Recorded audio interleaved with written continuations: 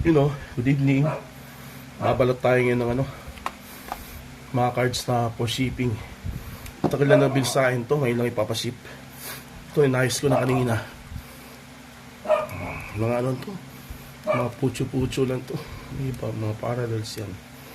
Mga RC. Ibalutin natin. Para mas kid na yung ship. Mabawasan yung nakakip sa akin ng mga cards. Dami na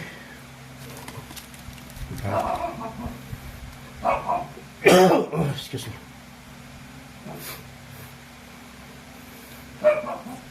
Ay.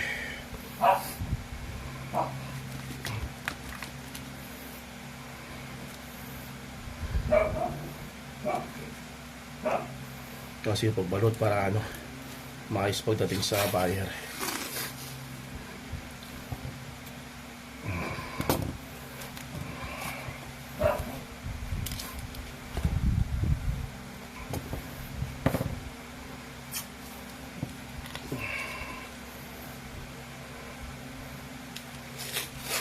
Saya na sa masking tape. Gastos talaga to sa masking tape.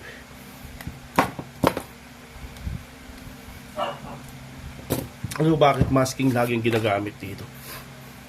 Madali na tanggalin, tsaka malinis.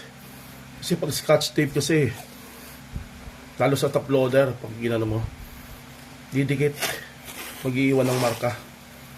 Dudumi yung lalo sa top loader. Nakasanayan ko na talaga masking tape yung ginagamit. Minsan, scotch tape, pag walang mabilan ng masking tape, pag mayroon tayong masking yan,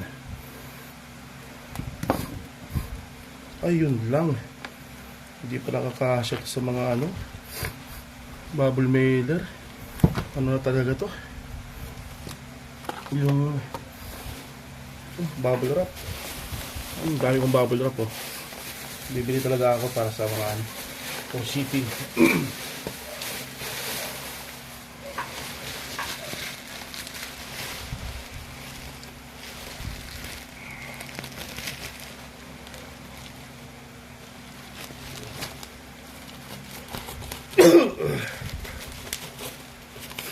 Ubo ko tagal nito sa pagod yata ito Bukas may lakad na naman ako, Quezon City. Kanina sa 13, bukas Quezon City. Tapos sa Miyerkules, balik ng 13. Ilang kayo tayo yaman para lang. Tambay-tambay na lang. Joke lang. Ay, kumayod. Ay, binubuhay tayo.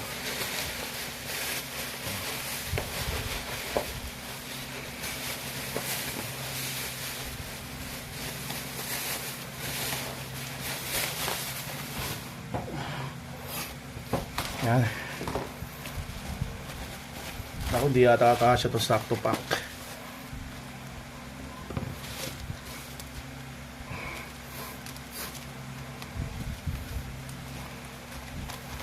Kasya to sakto pack. Nakapal yung yan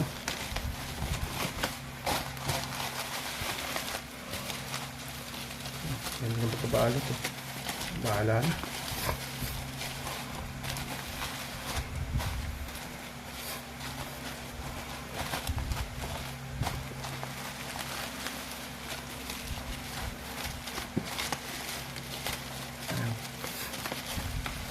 Talaga to scotch tape dito.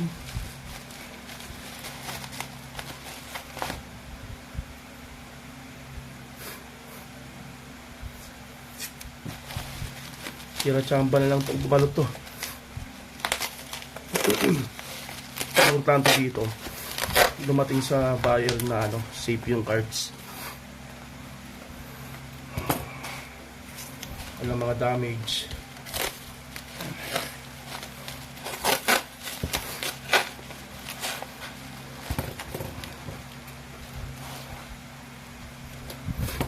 Buhos, masking tape.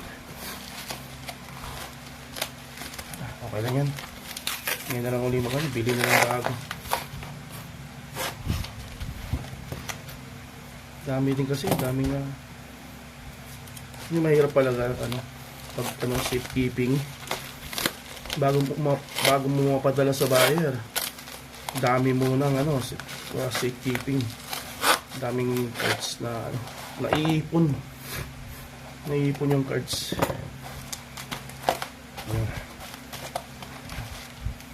Padala ko na bukas to. Ayan. Thank you.